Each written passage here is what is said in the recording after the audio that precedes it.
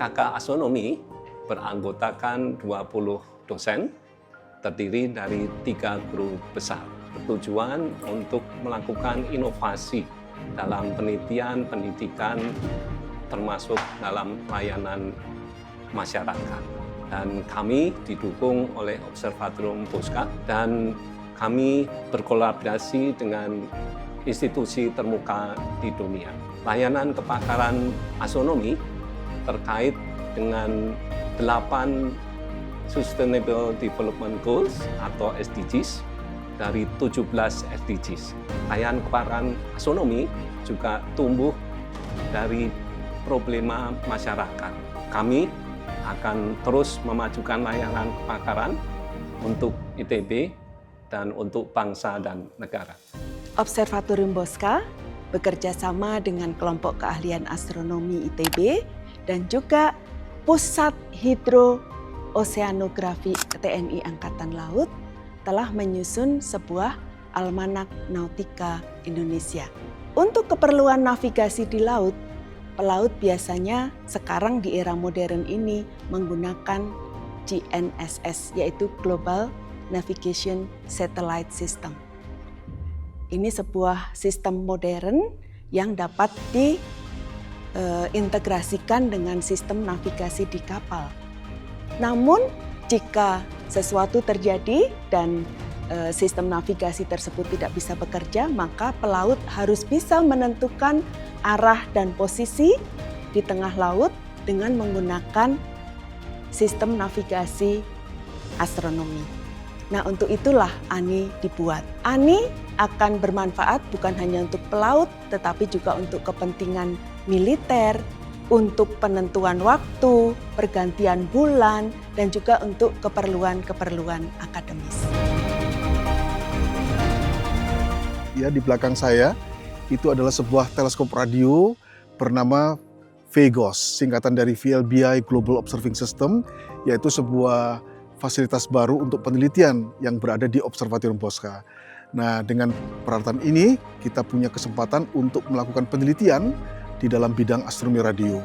Alat ini juga sebenarnya memiliki banyak sekali aplikasi, tidak hanya untuk astronomi tapi juga untuk teknik geodesi, teknik elektro, teknik software, dan berbagai aplikasi yang lainnya. Jadi dengan peralatan ini yang sekarang sedang diselesaikan ini, kita akan membukakan peluang buat para peneliti-peneliti muda terutama untuk menjangkau dan mempelajari mendalami yang terkait dengan astronomi radio dan aplikasinya.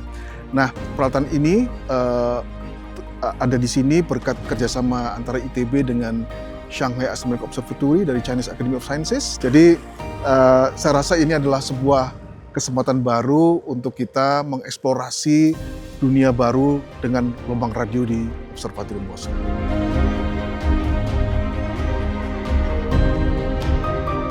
Astronomi adalah ilmu yang orang selalu kaitkan dengan langit.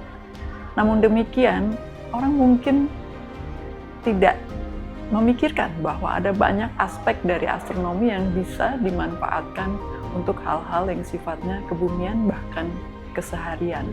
Oleh karena itu, dengan memunculkan astronomi sebagai cara bertemu dengan masyarakat secara umum, terutama untuk anak-anak, terutama untuk pendidikan, ada 2 hal penting. Yang pertama adalah tadi memperkenalkan astronomi sebagai sesuatu yang muncul di kehidupan kita sehari-hari. Yang kedua adalah astronomi bisa kita pakai sebagai cara berpikir rasional yang merupakan bagian penting sekali dari sains. Sekarang orang butuh untuk paham sains sebagai bagian dari pertimbangan-pertimbangan untuk mengambil keputusan. Oleh karena itu, sains lewat astronomi adalah sesuatu yang kita upayakan dalam pendidikan maupun pengabdian pada masyarakat.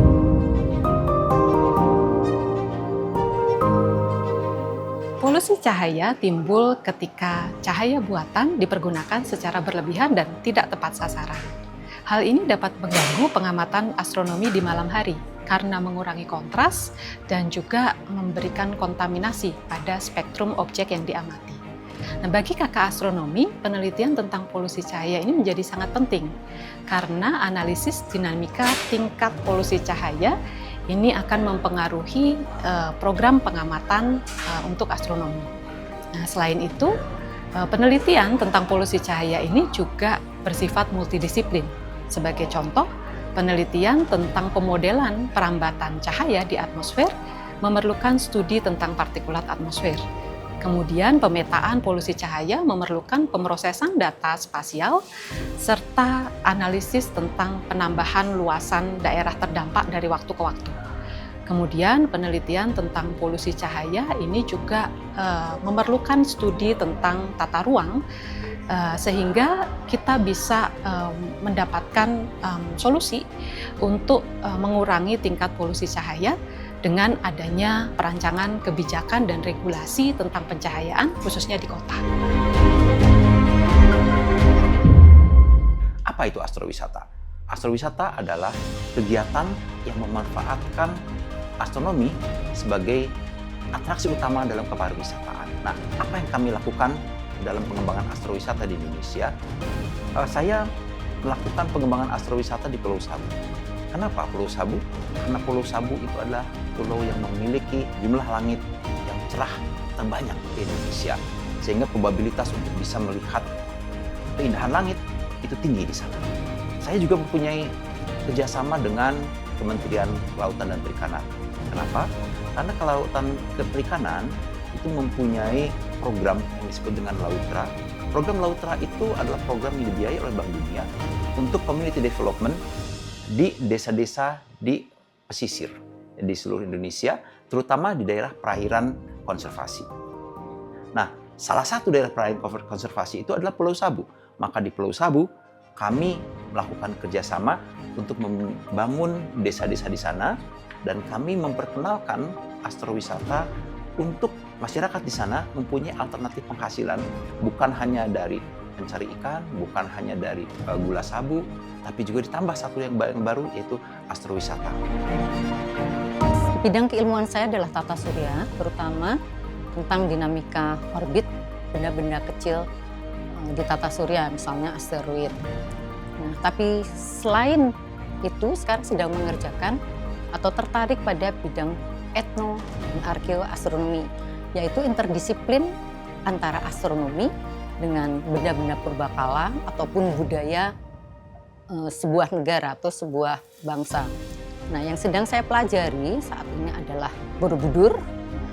Ternyata Borobudur itu yang dibangun pada abad ke-9. Nah, pada waktu itu mereka membangun Borobudur itu bukan tanpa alasan, bukan sembarangan, tapi mereka betul-betul memilih tempat sedemikian rupa sehingga tempat itu sangat mendukung.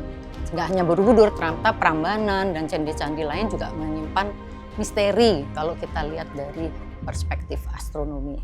Demikian juga secara budaya, ternyata nenek moyang kita juga sudah mengenal kapan saat bertani, kapan saat bercocok tanam dengan melihat langit. Nah, itu mempelajari itu sangat luar biasa dan mengesankan sekali. Kami ikut aktif dalam pengamatan hilal secara nasional mulai tahun 2007 sampai mungkin sekitar 2017 gitu. Kami ikut memberi warna kepada diskusi tentang pengamatan hilal di Indonesia. Kami memperkenalkan bagaimana mengamati hilal dengan teleskop.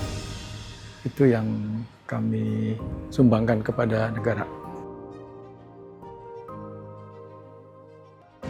Keunggulan dari kakak astronomi adalah dari bidang ilmunya yang unik dan satu-satunya bidang studi astronomi di tingkat perguruan tinggi di Indonesia, bahkan di Asia Tenggara.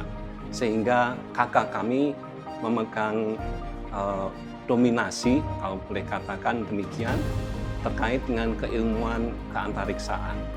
Dan keilmuan keantariksaan juga masuk dalam undang-undang keantariksaan, sehingga kami bertanggung jawab terhadap peningkatan sumber daya manusia nasional khususnya terkait dengan sains keantariksaan.